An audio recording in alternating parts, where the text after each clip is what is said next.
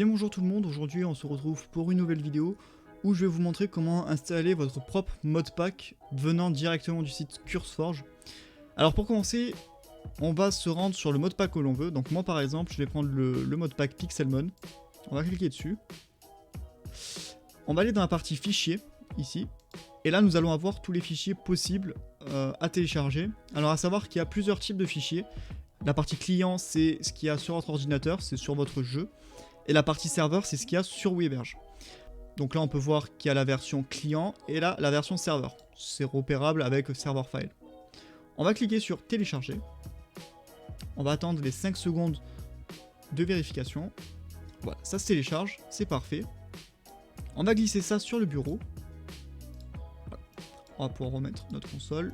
Hop là, tac, tac. Hop là, on va agrandir. Parfait. Maintenant, le truc qu'on va faire, c'est on va faire clic droit, extraire ici. Voilà, on a notre dossier server pack qui vient d'arriver. Maintenant, on peut tout simplement supprimer le zip et on va rentrer dans server pack.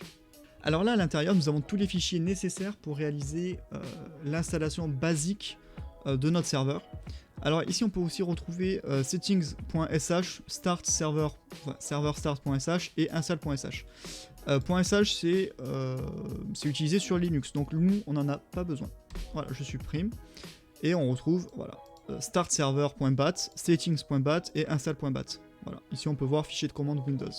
C'est parfait, c'est ce dont on a besoin. Donc du coup, on va faire install, on va cliquer sur install.bat. On a une fenêtre noire qui va apparaître, donc c'est l'invité de commande cmd.exe, où là, Forge va s'installer ainsi que tous les prérequis Java. Donc voilà, la console se ferme automatiquement et on a tous les prérequis sur notre serveur. Maintenant, on va supprimer settings.bat, server.bat et install.bat. Voilà, là on a tous les fichiers dont on a besoin. Ici, on peut voir qu'il y a Forge avec sa version -installer et le Forge classique. C'est-à-dire que nous, quand on va démarrer notre serveur Minecraft, il faut qu'on démarre sur cette version-là, pas l'installeur. L'installeur, je vais cliquer dessus, je vais vous montrer à quoi ça ressemble. L'installeur ressemble à ça. C'est là où on peut installer en mode client, en mode serveur. Donc, celui-là, on n'en a pas besoin et on va même le supprimer. Deuxième étape, on va faire clic droit sur Forge, on va faire renommer et on va l'appeler serveur.jar. Mais bon, ça va mettre automatiquement .jar. C'est parfait, là on a tous les fichiers dont on a besoin. On va sélectionner, clic droit, ajouter à l'archive. On va mettre en zip, c'est important de mettre en zip. On fait OK. Parfait. Tous ces fichiers-là, on n'en a plus besoin, on peut les supprimer. Et c'est parfait. Donc, je viens de lancer WinSCP pour me connecter directement sur mon serveur de jeu. Et maintenant, il ne reste plus qu'à glisser-déposer serverpack.zip. Donc voilà, notre serverpack.zip est bien envoyé sur notre serveur. On peut réduire, on va agrandir ici. On va dans gestion de fichiers. Et on retrouve notre serverpack.zip. On va faire clic droit dessus, décompresser. Donc c'est en train de se décompresser. Et on retrouve tous nos fichiers, c'est parfait. On va supprimer le serverpack.zip, on n'en a plus besoin.